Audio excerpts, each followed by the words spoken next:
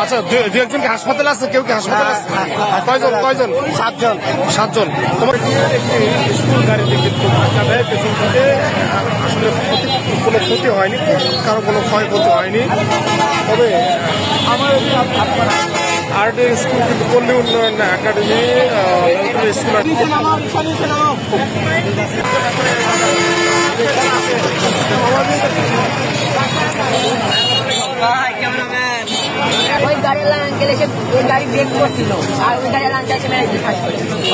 যে গাড়িটি, এই গাড়িটি কিন্তু পেছন থেকে গরু বোঝাই একটি গাড়ি কিন্তু ধাক্কা দেয়। এই ড্রাইভার কিন্তু আপনার নাম কি? আমার নাম মামুন। মামুন, বাসা কোথায়? আপনার যে শেরপুরে যে ঘটনাটা ঘটছিল, কি ঘটনা একটু বলেন তো। দাদা ভাই, গরুগুলো একটা গরু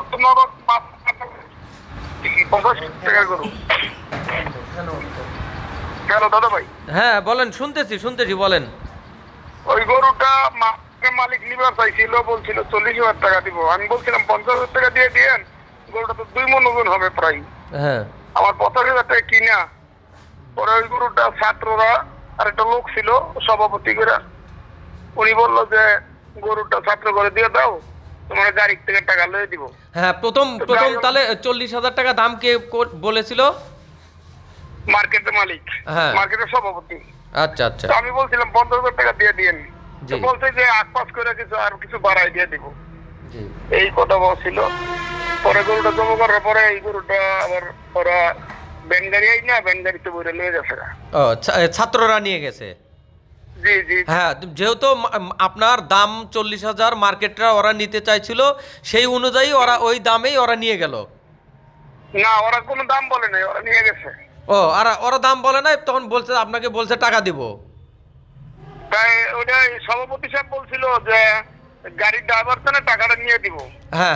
আমি বলছি যে গাড়ির ড্রাইভার গাড়ি তো ক্ষতিগ্রস্ত, উনি তো আমাকে টাকা দিবে না। জি, উনি দুইটা গাড়ি অ্যাক্সিডেন্ট, দুটো গাড়ির টাকা তো সেই গাড়িটা অ্যাক্সিডেন্ট করছে ওই মালিকে দিতে হবে, তাহলে উনি আমাকে টাকা দিবে কোত্থেকে? আর আমি ভালো মন্দ কিছু বলিনি, কারণ ভাই আমি ওইখানে তখন ছিলাম অসহায়। আমার জায়গায় ওখানে নিয়ে যায়, আমি অসুস্থ, আমার পায়ে ব্যথা পাইছি, বুকে ব্যথা পাইছি, আমি হাঁটতে পারি না। তারপরও এরা আমার একটু করছে আর কি। তারপরে অন্য একটা গাড়ি, উনি ড্রাইভার খুব হেল্প করছে, গরুগুলো বইরা পরে থানা স্টেটমেন্ট দিয়ে পরে আমার বাড়িতে পৌঁছাই দিচ্ছে 2টা বাজে। আচ্ছা, তাহলে আপনার বিকাশ নাম্বারে এখনই সেই 40,000 টাকা যেহেতু মার্কেটের দাম বলেছিল, এখনই আপনার বিকাশে টাকাটা পাঠায় দিচ্ছে এখনই। বিকাশে এই নাম্বারটাই বিকাশ দাদা ভাই, 92 নাম্বারটা। এই 92 নাম্বারটাই বিকাশ? বিকাশ জি ভাই। হ্যাঁ, ঠিক আছে ভাই, ঠিক আছে। হ্যাঁ, আপনার মেসেজ গেলে আপনি বলবেন। আচ্ছা, অবশ্যই বলবো। হ্যাঁ, আমরা লাইনে আছি। 1881 নাম্বার, 881 66 66 38 92 0881 66 38 92। জি, দিয়ে দিলাম। হ্যাঁ দেন। আচ্ছা, 40,800 ভাই, খরচ সহজ আছে কিন্তু। ইনশাআল্লাহ ঠিক আছে ভাই। আচ্ছা, ঠিক আছে। ট্রানজাকশন নাম্বারটা নেন, ছবি তুলে নিন, ভিডিও করে নিন। হ্যাঁ, দেখেন আপনি মেসেজ পাইছেন? আচ্ছা ভাই, দেখতেছেন একটা মেসেজ আসছে। মেসেজ আসছে? জি ভাই। হ্যাঁ, দেখেন তো। আচ্ছা, আমি দেখতেছি ভাই। হ্যাঁ, দেখে ফোনটা কাইতে আবার ফোন দিই দাদা ভাই। আচ্ছা, ঠিক আছে। ওকে, ওয়ালাইকুম সালাম। জি ভাই। জি দাদা ভাই, টাকা আসছে ভাই। টাকা আসছে?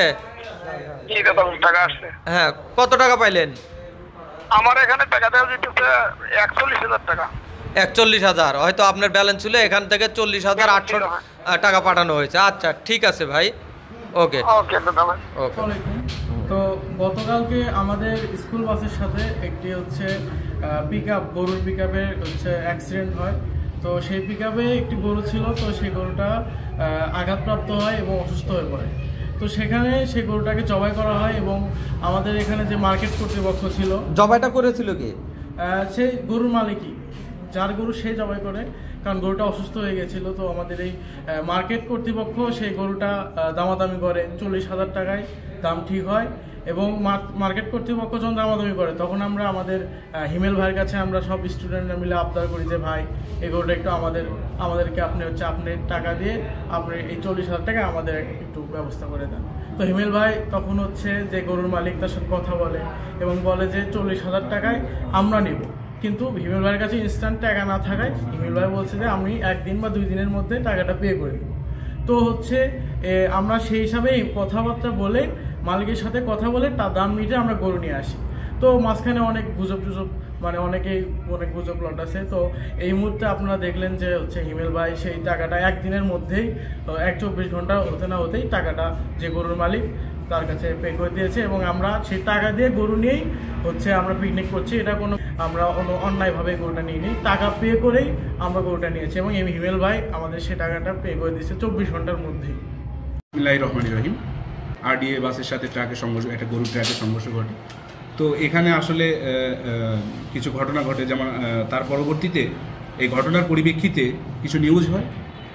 তো সেই সূত্রে আমি কিছু বলতে চাই যে অনেকে অনেক কথা বলেছেন, অনেকভাবেই বলেছেন। তো আসলে যেটা আসল বা সত্য যে ঘটনাটা ঘটছে, বৃষ্টির সময়ে প্রচুর পরিমাণে লোকজন এখানে উপস্থিত ছিল, প্রশাসন উপস্থিত ছিল। আমরা তাদের সামনেই কিন্তু কথা বলেছি গরুর মালিকের সাথে। মার্কেটের সভাপতি নাকি গরুটা দামাদামি করে 40,000 টাকা দাম দেয়। তো আমি তাকে বলি যে ঠিক আছে, আমি আপনাকে 40,000 টাকাই দিব, কিন্তু এই মুহূর্তে দিতে পারছি না, আমার 2 দিন সময় লাগবে, কিন্তু আপনি এটা স্টুডেন্টদেরকে দিয়ে দেন। অনেক কথা বলেছেন যে আরডিএর মতো স্কুলে পড়ালেখা করে, তাদের বাপ মায়ের অ্যাবিলিটি আছে, আছে। ভাই, ব্যাপারটা ঠিক এরকম না। ব্যাপারটা এভাবে দেখেন যে জুলাই মাসে যখন আমাকে টর্চার করা হয়, নির্যাতন করা হয়, ঠিক তখন এই ছেলেগুলাই আমাকে ফোন দিয়ে খোঁজ নেয়। তা আমার সিম্প্যাথির জায়গাটা হচ্ছে এইটা, যে তারা একটা আবদার করছে, আমি কেন না করবো। ইভেন 12 থেকে 15 আগস্টের ভিতরে যে আওয়ামী লীগ ফ্যাসিস্ট বিরোধী যে মিছিলটা করা হয় তাদের বাতিলের জন্য, তার পরবর্তীতে আমি একটা নোটিশ জারি করি যে যারা স্টুডেন্ট আছো তারা ফিরে যাও, তারা রাস্তায় থেকো না। পরবর্তী দিন তারা আমার কথা মতো প্রতিটা স্টুডেন্টই যে যার ঘরের মতো ফিরে গেছে। তো এখান থেকেও আমি তাদের কাছে দায়বদ্ধ। তারা কখনো আমার কাছে কোনো কিছু চাইতেও আসে নাই, বলতেও আসে নাই, কোনোদিন আবদারও করে নাই। কিন্তু এই জুলাই আগস্ট অভ্যুত্থানের পরবর্তীতে অনেকেই আঙ্গুল ফুলে কলা গাছ হয়ে গেছে। সেই ক্ষেত্রে এটা আমার সিম্প্যাথি থেকে ওদের জন্য কিছুই না, এটা ওদের জন্য কিছুই না। তো এইটা যদি আপনারা মনে করেন অমুক স্কুলে পড়ে তমুক স্কুলে পড়ে এদের কেন লোভ, না, এটা আসলে লোভ না, এটা কোনো প্রকার লোভ হতে পারে না। একটু স্বাভাবিকভাবে চিন্তা করবেন। আর এই ঘটনায় সারা দিনে যতগুলো ফোন এসেছে, মানে আমার কাছে সবচেয়ে অবাক লাগছে একটা জিনিস, যে মানুষজন শুধু ফোন দিয়ে একটা কথা বলছে যে হিমেল ভাই আমরা আপনার কথাটা শুনতে চাই। আমরা এটা বিশ্বাস করতে পারছি না যে আপনার দ্বারা এই যে মানুষের যে একটা আমার প্রতি যে মানে যে বিশ্বাস, যে দৃঢ় বিশ্বাসটা রেখেছে, আসলে এইটা আমি ভাষায় প্রকাশ করতে পারবো না। এই দুর্ঘটনাটাও আমার জন্য প্রযোজ্য ছিল।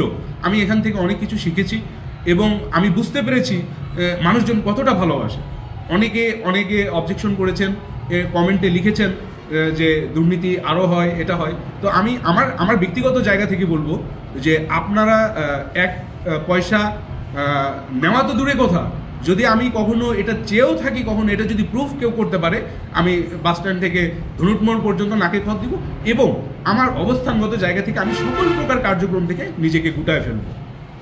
তারপর যে এই দৃঢ় বিশ্বাসের জায়গা থেকে বলতেছি যে আমি কলঙ্কিত হয়ে যাওয়া মানে অন্তর্বর্তীকালীন সরকারের গায়ে কলঙ্কিতের দাগ লেগে যাওয়া। তো সেই জায়গা থেকে আমি আমার জায়গা থেকে সৎ নিষ্ঠাবানের সহিত কাজ করেছি এবং প্রথম থেকেই আমরা বলে আসছি যে আপনি যে দামটা চেয়েছেন আমরা সেটাই দিব, কিন্তু আমাদেরকে একটু সময় দিবেন। মধ্যে থেকে কিভাবে কি হয়ে গেল আমি এতটা কিছু জানি না। তবে আপনাদের সকলের কাছে আমি আজীবন কৃতজ্ঞ থাকবো যে এত বড় একটা দুর্ঘটনা ঘটার পরেও আপনারা যেভাবে খোঁজ নিয়েছেন, যেভাবে সাহস জুগিয়েছেন, বলেছেন যে হিমেল ভাই যে ঘটনাটা আসলে কি, যদি হয়ে থাকে তাহলে আপনি সত্য ঘটনাটা সামনে নিয়ে আসেন, আর যদি ভুল হয় তাহলে আপনি প্রতিবাদ করেন, আমরা সবাই আপনার জন্য রাস্তায় নেমে যাব প্রতিবাদ করতে। তা আমি বলেছি আসলে ব্যাপারটা এরকম না। তারা অভিযোগ তুলেছে, আমি নিজে অভিযোগটা নিয়েছি, আমার একটু সময় লাগবে, আমি দীর্ঘদিন ধরে অসুস্থ, সেই হিসেবে আমি একটু সময় নিয়েছি সারাদিন। ইভেন এখনও আমি ভালো মতো কথা বলতে পারতেছি না ঠিক মতো। তো শেরপুরবাসীর কাছে আমি আজীবন কৃতজ্ঞ থাকবো এবং সকলকে আমি রেড স্যালুট জানাই। আপনারা এভাবে পাশে ছিলেন, পূর্ববর্তী সময়েও সবাই ডাকে সাড়া দিয়েছেন, পরবর্তীতেও পাশে ছিলেন এবং এই মুহূর্তে এই বিপদের কঠিন মুহূর্তেও আপনারা যার যার অবস্থান থেকে যোগাযোগ করেছেন। তো সবার জন্য দীর্ঘায়ু সুস্বাস্থ্য কামনায় আমি আমার কারণ দর্শানোমূলক আলোচনাটি শেষ করলাম। আসসালামু আলাইকুম।